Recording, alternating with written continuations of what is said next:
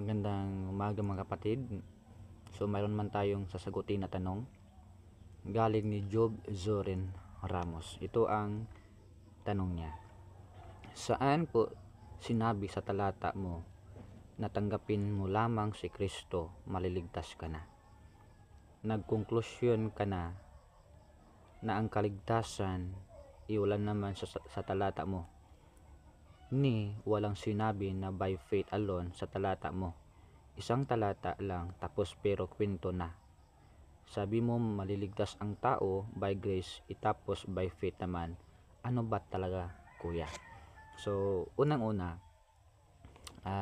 nalilito itong taong to sa word na by grace at saka sa by faith alone.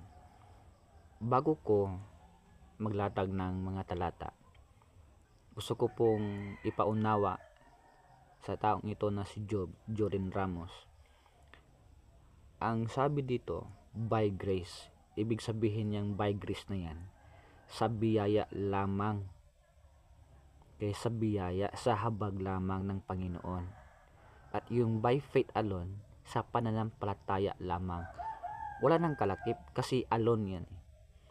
So kung gusto mong hanapin na ang faith alone, meron naman akong mabasa sa Biblia. Okay? Pero pag i-challenge mo ako kung saan mababasa, babasahin ko. Pero kung nabasa ko, anong kasunod? Huwag kang malilito sa by grace at saka sa by faith alone. Okay? So unang-una, sa Bible kasi mga kapatid, sa Ephesians chapter 2, for by grace are ye saved through faith. Namit na naman natin, inulit na naman natin. So sa talatang ito, sabi diyan, no, ang salitang hindi sa pamagitan ng gawa ay nangangahulugan na hindi ito nakasalalay sa ating pagsunod o sa mabuting gawa, kundi sa ginawa ni Kristo sa cross. So yun naman malinaw po mga kapatid sa Ephesians chapter 2. So sa Romans chapter 3 naman verse 28, kung babasahin natin, kaya nga ang ating paninindigan na ang tao ay inaaring ganap sa pananampalataya na hiwalay sa mga gawang kautusan. So malinaw dito mga kapatid na ang kaligtasan ng tao ay sa pamagitan ng pananampalataya lamang. Okay, so ang simpleng tanong ay nasagot natin. So wala pong kasali, hindi kalakip yung mabuting gawa sa kaligtasan ng tao. Uulitin ko, ginawa na ni Christ sa cross. No, tapos na ang ginawa ni Christ sa cross. So kung gagawa ka ng kabutihan para sa kaligtasan mo, ibig sabihin hindi ka naniniwala sa ginawa ni Christ sa cross. Sa Acts 16:31, believe on the Lord Jesus Christ and thou shalt be saved and thy house. Yan po malinaw mga kapatid, mga kaibigan, na yung grace dyan ay sa habag lamang ng Panginoong Diyos. Sa grasya. Okay? Sa grasya. So yun po yung punto ko sa sinabi ko sa John chapter 14 verse 6, na ang ating kaligtasan ay hindi sa mabuting gawa, kundi sa grasya. Ephesians 2, for by grace, sa grasya tayo nangaligtas. At yung sinabi ko naman faith alone, ibig sabihin wala nang ibang paraan sa kaligtasan, sa pananampalataya lamang. Lamang, alone. Yan yung punto ko mga kapatid. No, faith alone lang talaga ang paraan para ang isang tao ay maligtas.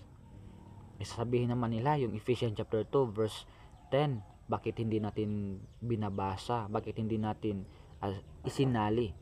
So ang Ephesians chapter 2 verse 10, yan ang resulta ng taong mga ligtas na. Hindi ka gagawa ng mabuting gawa para maligtas ka, kundi ito ay bunga o resulta ng mga taong ligtas na.